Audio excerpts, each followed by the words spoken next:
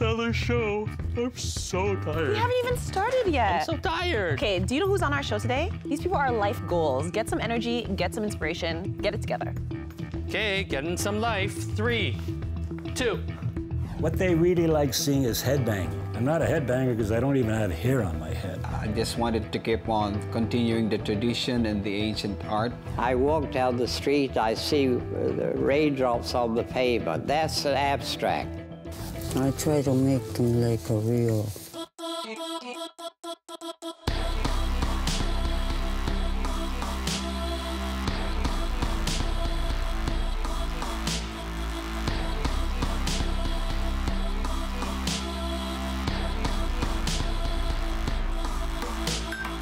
Hello and welcome to CBC Arts Exhibitionist, the show that takes you on a 30-minute guided tour through the innovative and imaginative Canadian art world. I'm your host, Amanda Paris. This is the episode that shows you that the spirit to create art is ageless, and you're about to meet a bunch of artists who prove that beautifully. What comes to mind when you think of the average 75-year-old? Golfing, dominoes, knitting? How about competitive air guitar? Get ready to meet Bob Wagner, who in his mid-70s has more energy than most millennials. Take it away, Bob. All right, next up, we are going to bring in a legend. We got Mr. Bob. Thank you.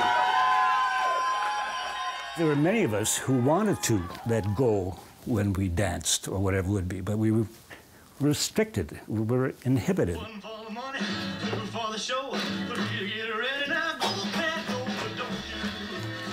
Think rocking out on the air guitar is just for kids? Well, you haven't met Bob Wagner. He's the world's oldest air guitar player. He's 71, and tonight he took his act on stage for the air guitar regional qualifiers. I always read Now magazine just to see what's going on. Well, there's this little sign that said, enter air guitar contest, win free trip to Oulu, Finland. I'm looking at this air guitar.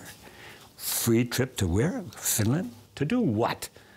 I'm the world's oldest and best broom player. I said, what the hell is this air guitar thing? So the idea around Air Guitar Canada is simply this. Put on a really rockin' show, send a winner to Finland for the World Air Guitar Championships, and raise a really significant amount of money for charity. I remember my first year, I was holding my guitar like this. Now, can you imagine? The fret is here. If you want to be really serious of winning it, you got, number one, know that you are doing it. If the song goes da, da, da, da, you go da, da, da, the way I would do it.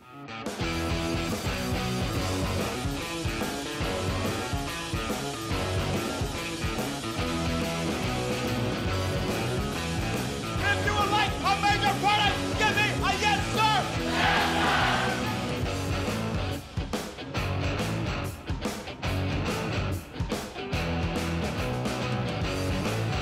What actually excites the audience when you're playing your guitar is strumming right at your crotch. And I've never done that. Here or here, but I would not strum my crotch. But that is what air guitaring is all about. I slowly graduated to the point, yeah, I'm gonna do it on my crotch area.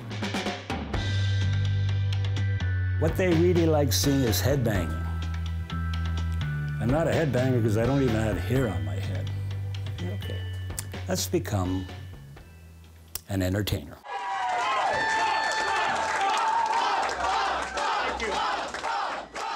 Anybody want to hear some rock and roll?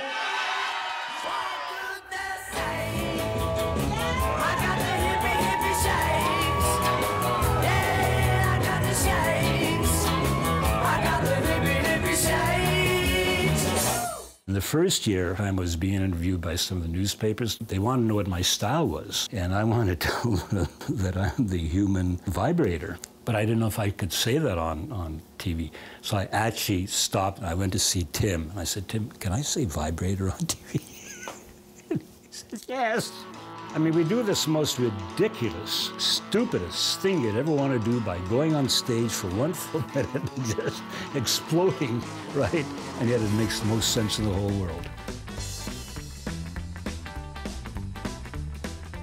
Once you become an air guitarist and have the passion for it and know that you want to participate in the following season, you start listening to your songs.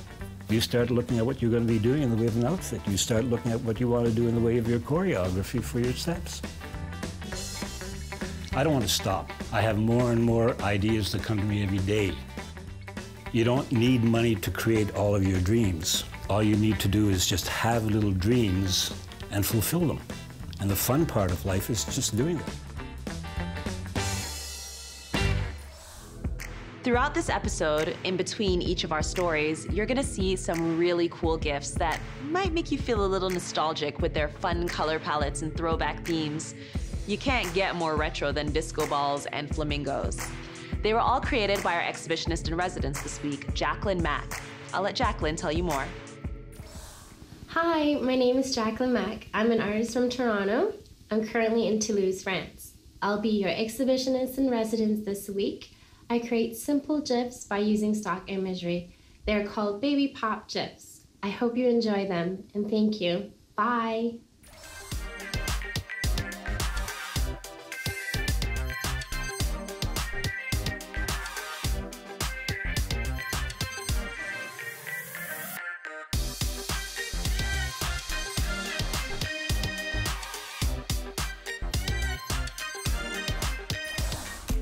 Okay, next we go to the Philippines for this centenarian 100-year-old tattoo artist. Okay. And Gordon Smith, ex-army guy, now making this these amazing incredible abstract, massive paintings. Yes. abstract. Okay, great. Okay, and in 3, 2.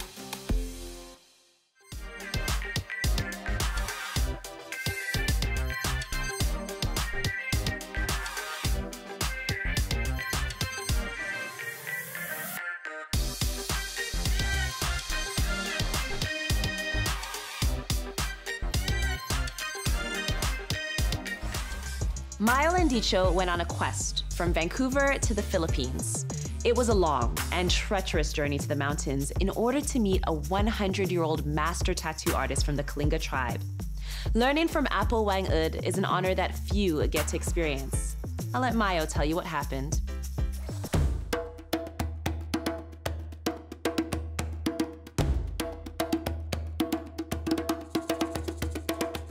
My name is Mayo Landicho. I am an artist of many forms. I do paint, play music, sculpture, poetry, but my main art is tattooing.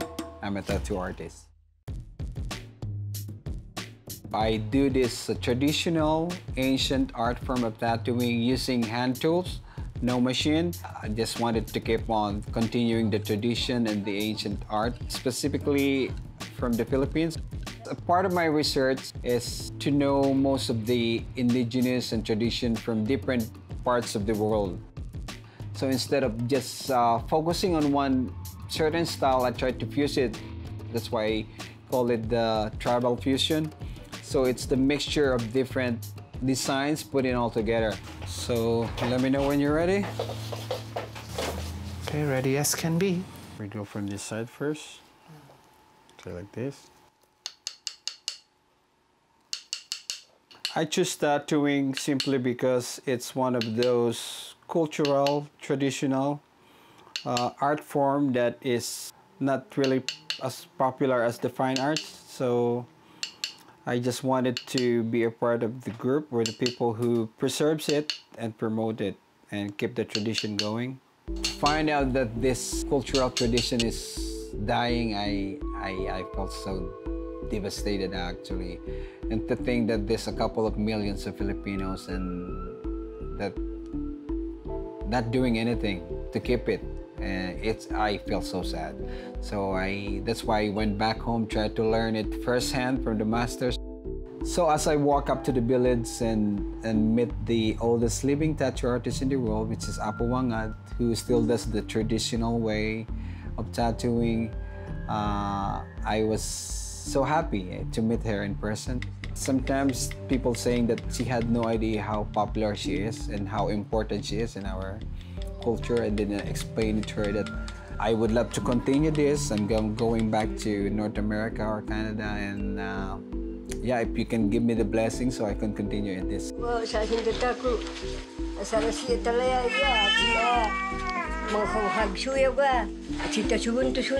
I told to myself, I'm gonna keep this. This is one of the most important, actually, I would say, blessing, I would say, and it's like a task given to you by the master and been passed down to you.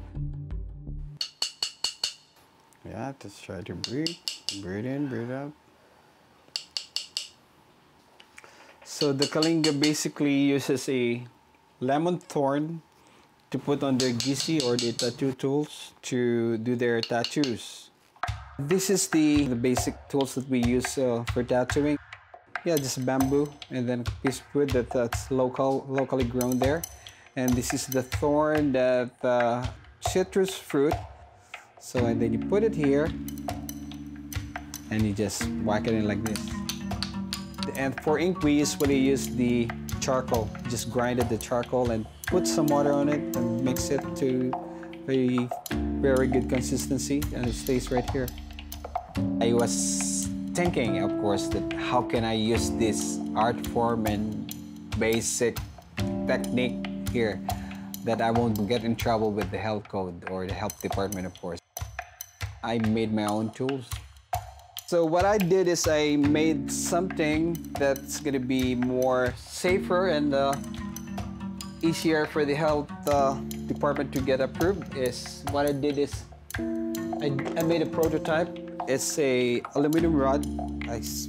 We sort of just dig in here and then put a small groove up here so we can rig those pre-packed, pre-sterilized needle. Canada usually inspect all your tools. Make sure it's clean, of course, and you can sterilize it, and it's safe, of course. They have to see it in person, check it, and I have to show them the way I rig it, the way I dismantle it, the way I use it, and clean it and dispose it. So, and they were pretty happy. My future aspiration for my tattoo art form is to just continue developing my own style, put my own twists on it, preserve it first and foremost, and then promote it more. And hopefully I can transfer it to somebody else. All the things that I learned so we can keep the tradition. At 98, Gordon Smith has been painting for over 70 years, and he's still so in love with his craft. His abstract paintings translate many of the memories that he carries from his time during World War II. I'll let Gordon tell you more.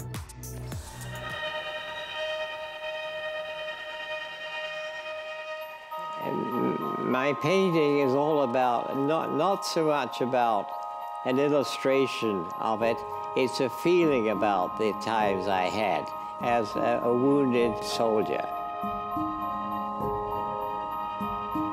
I still remember my fellow soldiers, many were killed, but I still think of those people. I still see their faces today because they were very close. We served together for 3 years. We became very close. I think about the war, and looking back, it was a great adventure. In the war, we were all a band of brothers. We all would have died for each other, and many did.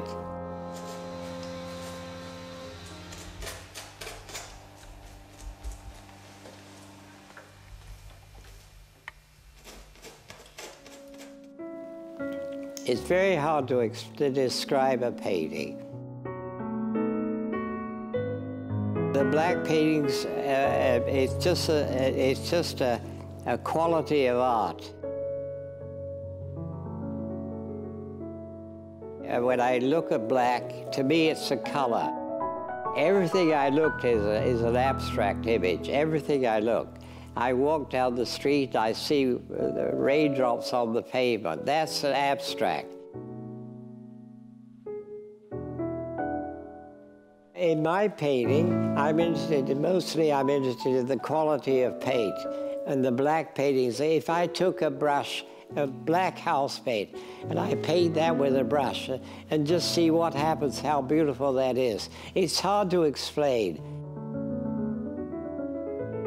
I love taking a brush and dipping in liquid paint, liquid house paint, not oil or acrylic. I like that, and I put it down, the splash. I just love that quality of paint as you splash the paint down onto the paper or canvas. I love just the act of painting. Have you checked out CBC Arts on Facebook yet? Don't sleep on it. We keep you in the know on everything going on in the arts world, with tons of articles, videos. You don't want to miss it. Okay, up next is Helen Iguptak one. Oh, she makes the dolls. The beautiful one. Oh, remember when I was crying at my desk? I do. I cried too. I just didn't tell you. Okay, okay. So let's not cry this time. Okay. And in 3, 2.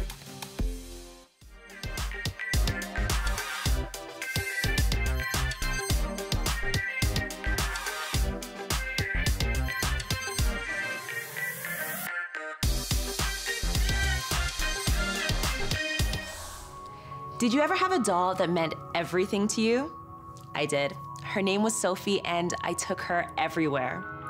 Helen Iguptak made the doll that became her little friend when she was just 7 years old attending residential school. Over half a century later, she's still making dolls with just as much love. Take a look.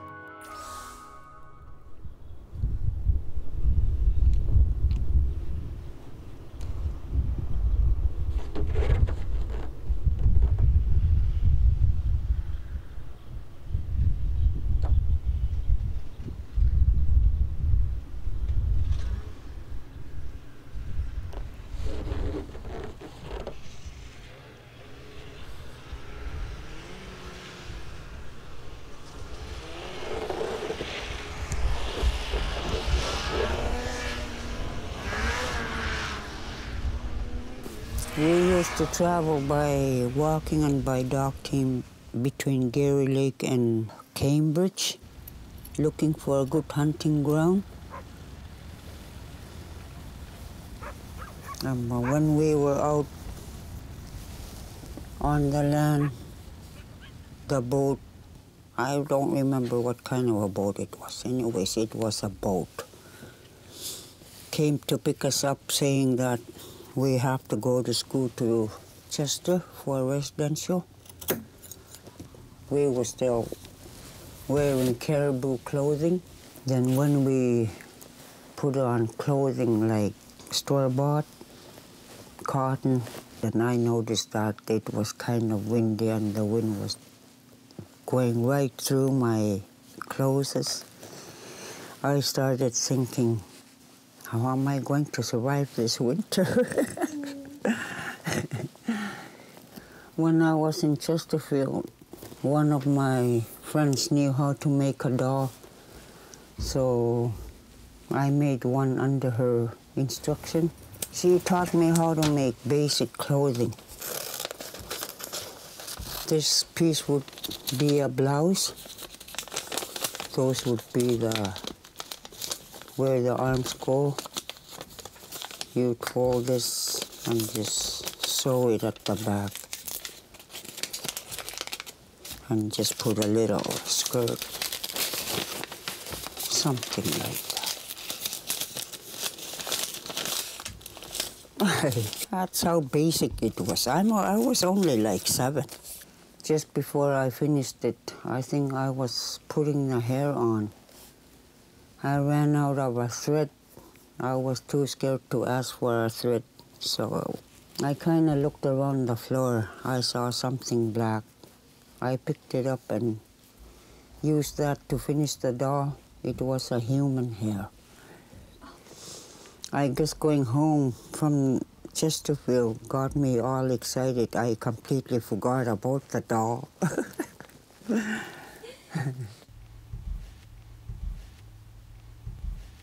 Beads, sealskin leather.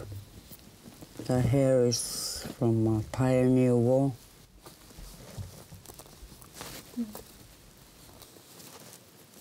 I try to make them like a real multi that's made. There's the pouch for the baby. And then if she needs to breastfeed the baby, she would put her arm inside without ever taking a baby out. Imagine taking a baby out when you're traveling in winter. No, no. That's how nomadic we were. Oh.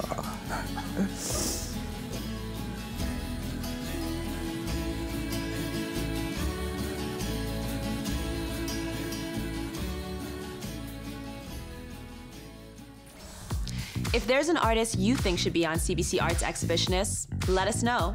Send us a message on Twitter, Instagram, or Facebook. Our handle is @CBC Arts. I'll be back next time with even more artists from Tignish to Ladysmith. Until then, keep creating and innovating. Peace.